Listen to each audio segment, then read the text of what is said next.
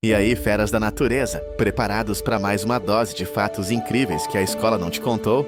Vamos começar com o gênio dos mares, o polvo. Você sabia que esse cara não tem um, nem dois, mas três corações? Isso mesmo, dois bombeiam sangue para as brânquias e um maior bombeia para o resto do corpo. É um sistema circulatório de alta performance. E não para por aí. A cor do sangue do polvo não é vermelha como a nossa, é azul. Isso porque ele usa uma proteína à base de cobre, chamada hemocianina, para transportar oxigênio. Que style, hein? Incrível, né? O mundo animal nunca para de nos surpreender. Se você curtiu essas curiosidades, já sabe.